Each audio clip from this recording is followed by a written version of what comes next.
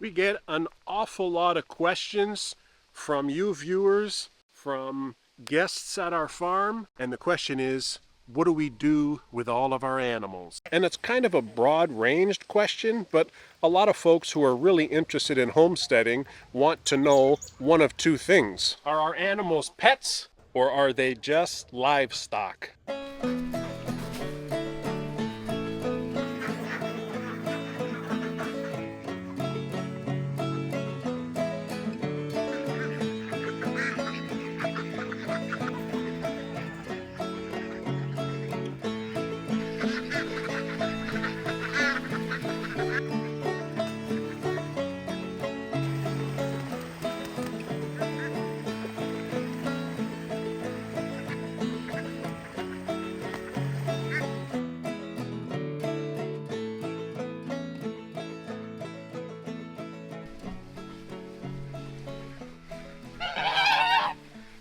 Now, we don't consider the Hidden Spring Farm your normal, everyday type farm. We operate a farm stay and experience business, and it's been 4 years of adventure chronicling the starting up of this little business. This guy right here is Fozzie.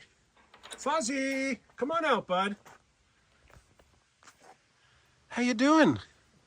You're always late, eh, buddy? So we basically rent out the farmhouse. It's a 4-bedroom farmhouse. It's a century farmhouse. And guests can come and I'll tour them around and show them all the animal homes and talk a lot about all our animals. A lot of people are surprised. Oh, there's Dexter.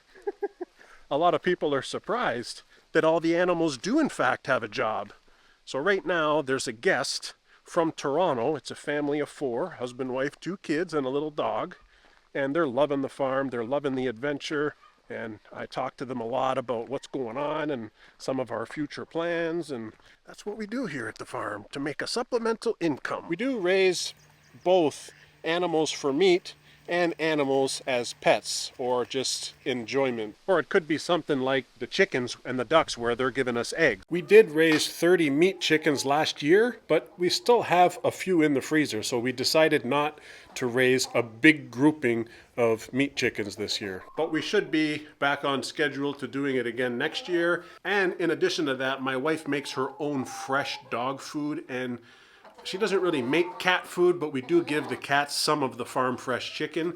The cats don't like duck, and so that's interesting, but the dogs, well, Olive anyways, loves chicken, loves duck, loves turkey, loves any kind of meat really. This is our Chateau du Poulet chicken house. It's octagonal, okay, so obviously it has 8 sides, and besides my front entrance here, which is one side, there's 7 sides, which technically means we can have 7 different coops. The chickens actually have many purposes. They give us fresh eggs, of course. Because we keep 1 rooster in every flock, we also can sell fertile hatching eggs, and of course breeding, because we could sell chicks, and because they're all segregated, we can have actual purebred chickens.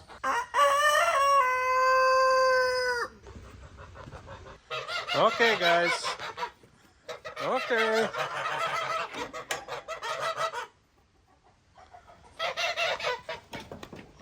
And of course, all the chickens give us wicked awesome manure for the compost pile that's going to help us in the future building up our garden soil. Oh, there's Fozzie. Fozzie. Okay, you can go faster than that, you know. I got a video to film. You got to walk faster.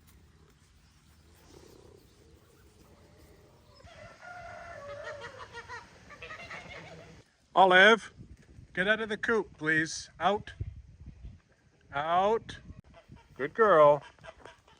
Hey, good girl, huh? Good girl. This handsome fella right here is Michael Jackson. We named him Michael Jackson because he's a little bit black and mostly white. It's just a fitting comical take on his name. He's a very docile rooster. Just keep in mind, I've been raising this fella since he was a baby, and I've been handling him as much as I can. I see him giving me the side eye right now. I get along with all of our roosters pretty good, except maybe Elvis Presley. He goes for my shins. But the roosters play a very important role on the farm also, you know, because A, they protect the hens when they're free ranging in the chicken yard. And if there's a hawk or any other kind of predator, these roosters will in fact defend their hens.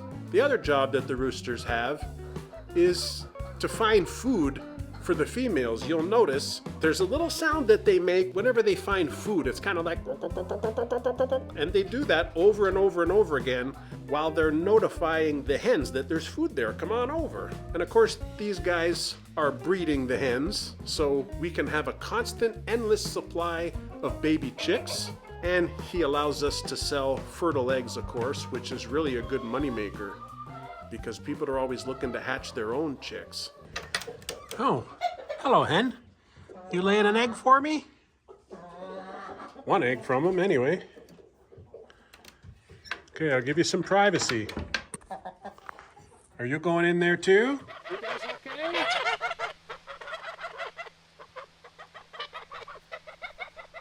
This is Olive. She's okay.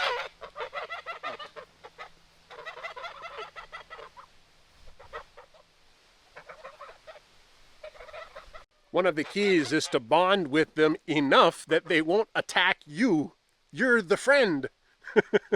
So I think I've done a pretty good job with these guys because they're not attacking me, but they will attack Olive because they see Olive as a stranger, eh?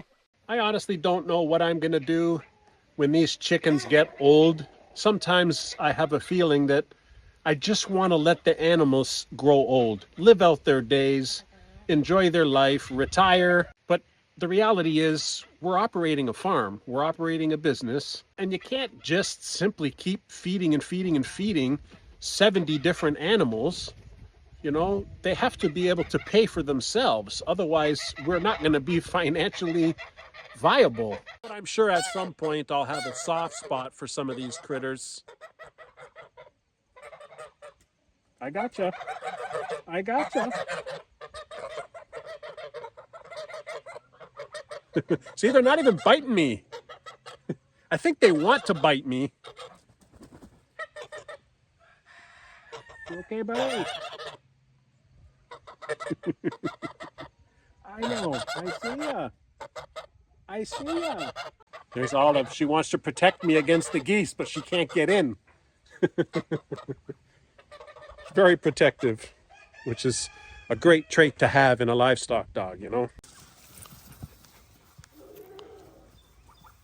Fuzzy! Get out of there, buddy. What are you doing? See? Fuzzy, out. You're getting beat up by Big Red. You okay? You don't have any damage? You're okay, right, buddy? See, you don't gotta mess with the roosters. Now, we don't produce any meat on the farm for like a commercial purpose, you know? It's not like we're raising like 100 chickens and then sending them off to the butcher and then trying to sell.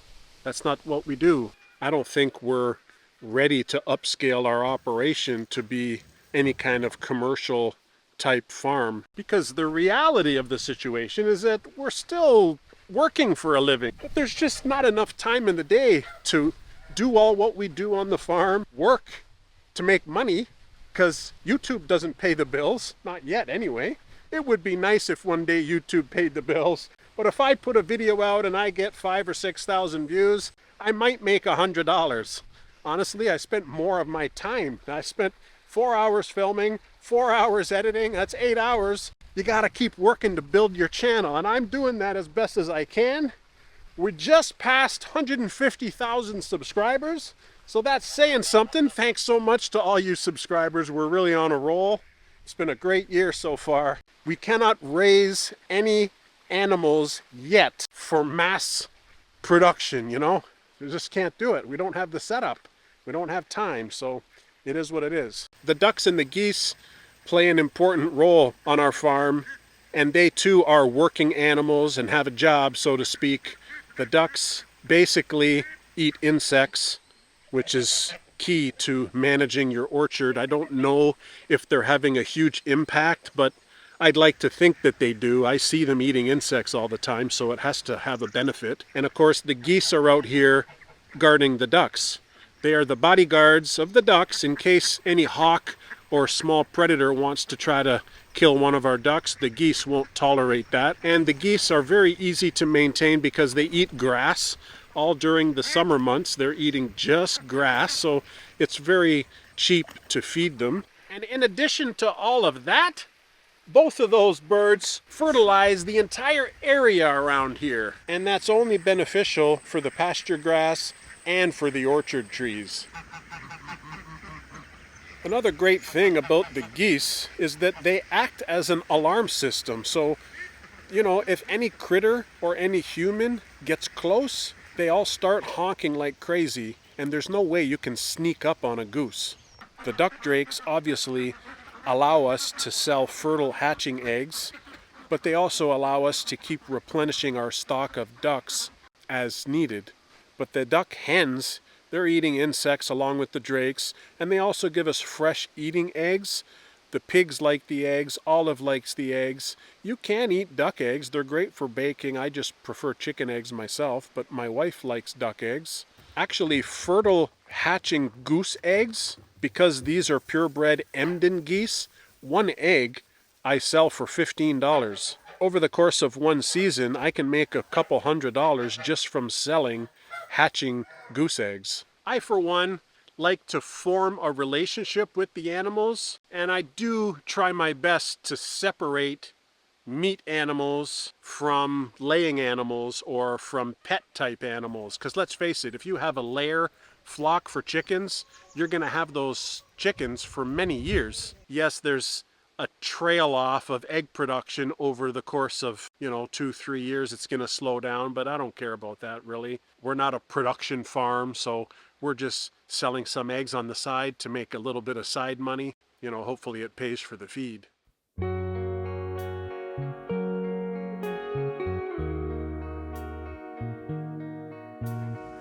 You're my boys, right?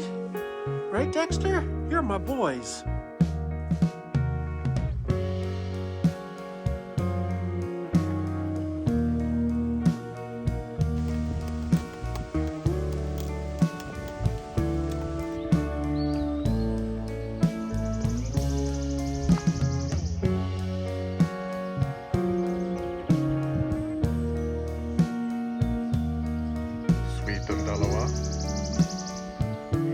Maggie's rolling around. Another one of our very best crew members here at the farm that have a very, very important job to do are the barn cats. I let them out every morning and they work the farm. They do have a job to do, and their job is very important to manage the rodent population around the property.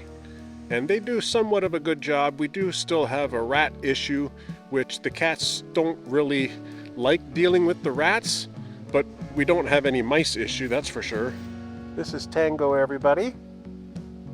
Tango, beautiful cat.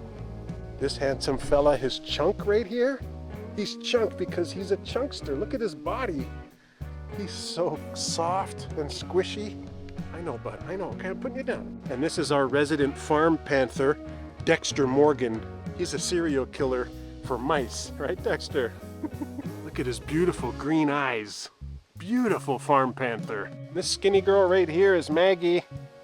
She's the mama to Bubbles, Mango, and Tango, believe it or not. That orange cat right there is Mango. That's Tango's brother. That's Bubbles right there. She just stays inside the cat cave because she's a little bit too skittish to be let loose on the farm. Yeah, I see you, Bubbles. Don't be scared. So this is their cat cave area, and this is where they spend their days. They also have the catio, which they have that small door that goes out there. And they have all these little cubbies that I made, lots of beds, lots of jumps, lots of heated beds. There's a heated bed in each one of those things. They have things to climb up. They have trees. They have a nice cat tree here. They have a moon door, and these two tents are also heated so they can go in and warm up when it's cold. And that's a heated water bowl so the water never freezes. So I think the cats are living a pretty good life on our farm. I think Fozzie's hunting right here because there's a chipmunk hole right here. So he's gonna sit there and wait to see if a chipmunk comes out.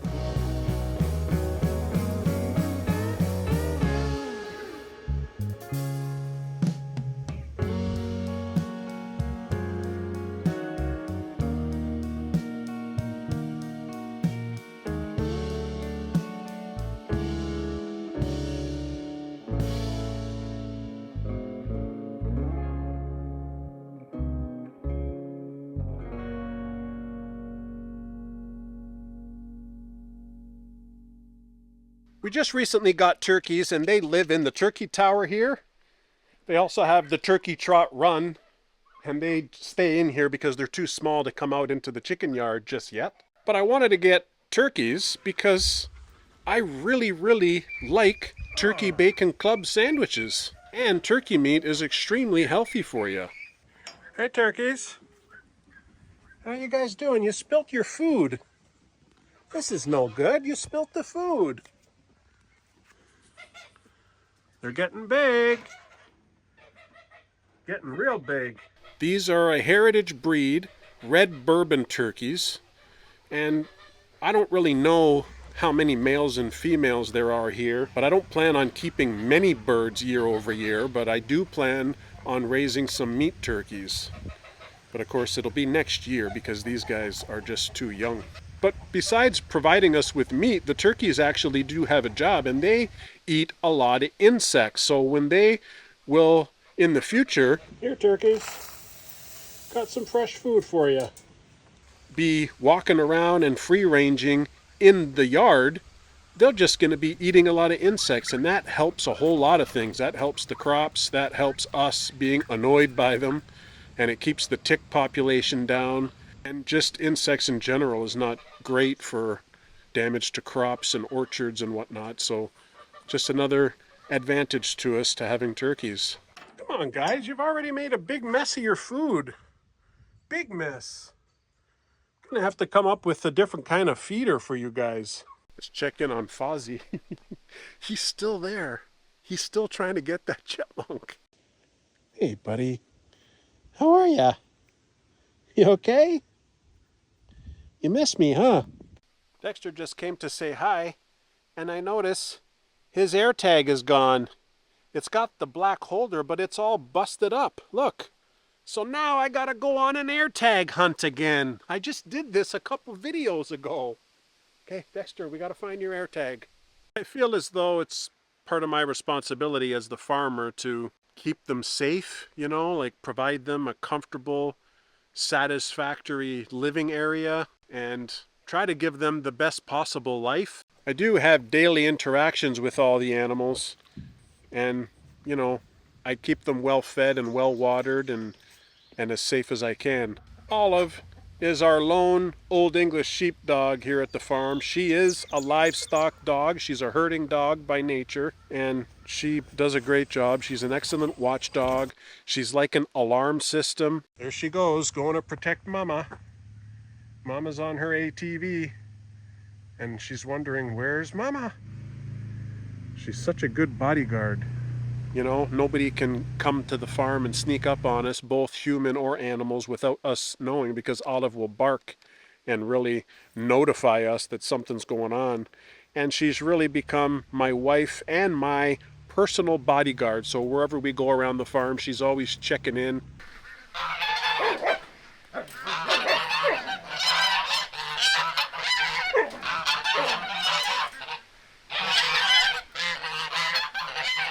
Making sure that we're safe, and it's funny that she thinks that we need protection because it's in her nature. Maggie's over there on the fence. Olive's watching her, and she's looking into the grass there for the mice.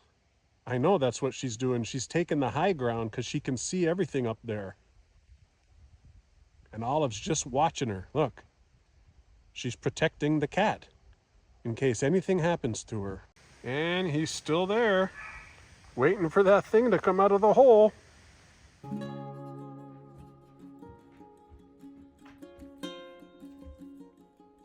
We raise Californian rabbits, and they also have a very important role to play on our farm.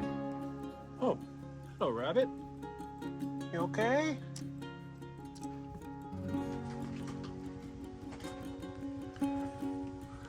I see you in there. I see you hiding. This is the rabbitat portion, and this is the bunny barn portion. Inside the bunny barn, they have two stalls, one for the girls, one for the boys, and I give them their food in here. They have a heated water bowl, they have feed and such. They give us this stuff, little round balls of poop, completely odorless. And this poop is so magical, it's cold. So you can add it to your garden immediately, mix it in the soil, and it just acts as a fertilizer. So we've been using that a lot in our gardens. But the rabbits are also for the enjoyment of us and for the guests. A lot of the kids, they love the rabbits, and they're a big hit here for the farm stay guests. I really like keeping rabbits because they're very quiet and they're very easy to take care of. They basically take care of themselves. You just give them some water and a little bit of food and some shelter. And it's like on a day-to-day basis, it's very minimal work. Fozzie's still there, waiting for that chipmunk to come out. Willie! Got some cantaloupe for you, kiddo. Yeah. You want this? Here. I know you like the good stuff, huh? Now the pigs, they have a job to do also. One might not think so, but they do. And both of these pigs provide manure that we use in our compost pile that assists us in producing compost. We haven't been super successful with it yet because we just started the compost last year, but we're working on it. Bobby, here, buddy. Here, buddy. Papaya. Nose bump? Nose bump? Good boy. Billy's almost finished her cantaloupe. Look at that, she's almost done. This guy's not interested. He'll get it later. Right, Bobby? You'll get it later? Bobby is the boar, and he's obviously to breed with the female. And Billy is the female, and she's obviously to have babies. And we've had a bunch of babies born at the farm here, and we've sold a lot of the piglets. It's not an exact science, but it was a great adventure and a lot of fun. Their main job, though, is to be hosts. The pigs are an absolute smash hit with the farm stay guests. Everybody loves the pigs. They're always asking me, can we pet the pigs? And I've been socializing these pigs from a very young age, so they're very friendly pigs. And I usually take the guests in there and show them how to talk to them and how to pet them and whatnot. And it's been really a great addition to the farm stay. Hey, Billy. How are ya? How are ya? Here, Billy. Here's some bananas, okay? I know you like the bananas, too. Looks like Fozzie caught something. He's eating it. He probably stole it from Chunk. Chunk, are you giving Fozzie your kill?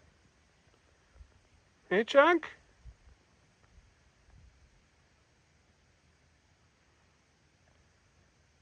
Looks like a chipmunk. Looks like Fozzie will be skipping dinner tonight because he's going to be full of a chippy. Anyways, that's the life of the cats. That's their job, and they do a good job, let's face it. When you're raising an animal for meat, it's kind of like, you know, you get them born or hatched, they grow for several months. Maybe in a cow's case it takes a couple of years or so, but generally all the animals that we have, it would only take a few months and then you're harvesting them at the butcher, you know what I mean? But when it comes to other animals that aren't for meat, age obviously becomes a thing, especially when laying birds are required to lay. You know, you can't have 30 birds in a flock that are all 7 years old that don't lay any eggs because they're not even gonna pay for themselves, you know what I mean? And that's literally just a reality of farm life, homestead life. So you got to be able to get past the livestock versus pet situation. Been walking around the farm for a little bit trying to get a signal on my phone. It says Dexter is with me right now. That means it could be anywhere in this vicinity, but I gotta just walk around and try to get it to beep, you know? And then once I hear the sound, I'll be able to pinpoint where it is. But who knows where he went this morning that he somehow broke that thing off. The phone's telling me it's somewhere down there. See how it says Dexter is with me? It says with me. Somewhere around here. You hear it? Oh, there it is. Look at that. Look at that. Oh, it's tangled up. Oh, it's all wet. Still working though. I got it. Oh, at least I didn't lose it. So it was behind the barn, eh? Like that's that fenced area that's usually I'm out in the front. I still haven't found that lost collar with the lost air tag of Tangos from like several weeks ago. Dexter was around here, I guess, and he rubbed up against something and the thing broke, the little silicone holder. I do have a new one though, so I'm gonna fix it up, get that secure. There's Maggie. You okay, Maggie?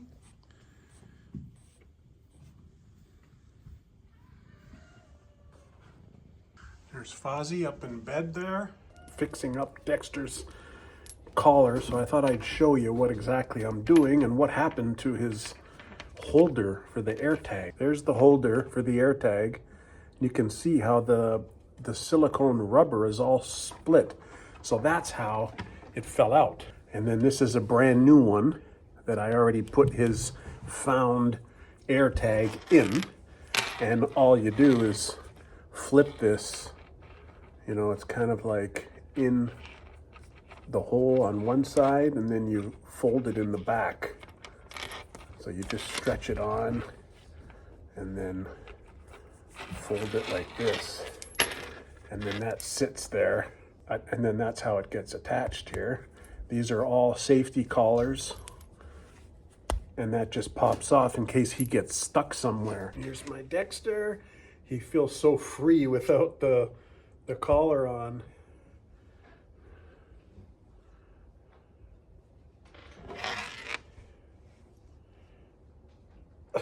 Chunk's biting my legs. Okay, there you go, buddy. Look at Maggie watching over there. You're okay. Oh, there's Bubbles. She was in the tube.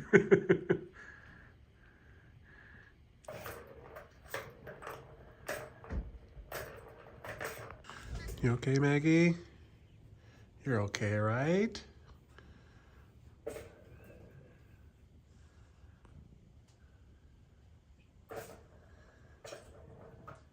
Look at Mango up there. What's he doing? Mango. Hope you enjoyed today's episode. Hope you enjoyed me going around talking about all the animals in this way. I don't believe I've ever touched on this subject in too much depth. There's always new subscribers to the channel and people don't necessarily have time to go back and watch 700 videos on how we built the farm and all these different aspects. So we're always trying to get creative and try to find new ways of telling our story, you know. Sometimes I think to myself, young people should be mandated to work some kind of job in agriculture. Sometimes I'm like, oh, what if it was like a mandatory military service, you know? I think part of the problem in the world these days is that there's what, 7-8 billion people in the world? And there's not enough food to go around, you know what I mean? Like, farmers are so important. And me growing up in a city, I had absolutely zero idea how a farm was run, where our food came from, you know, like how so much of Canada's food comes from different countries, not even Canada. You really don't think about or learn about any of that stuff when you're young. Not unless your parents are involved in it and they're teaching you. It's something that I think is somewhat lost in society today, especially where cities are concerned. And it's, I don't know, become important in my life to somehow reach others and inspire others to understand. And at least, even if you're not going to have a homestead and you're not going to live in the country and grow and raise some of your own food and meat, I still think it's important for everybody to know exactly what goes into that, because I missed out on that advantage. I'm only learning this now at my old age, which is not old, but I mean, I'm almost 50 years old, and I'm just learning about all this stuff in the past few years. And I'm grateful that I'm able to talk to you guys about subjects like this.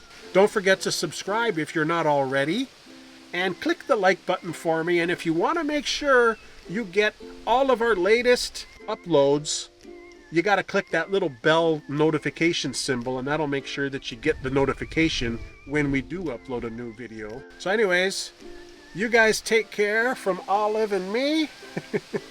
We'll see you on the next episode, okay?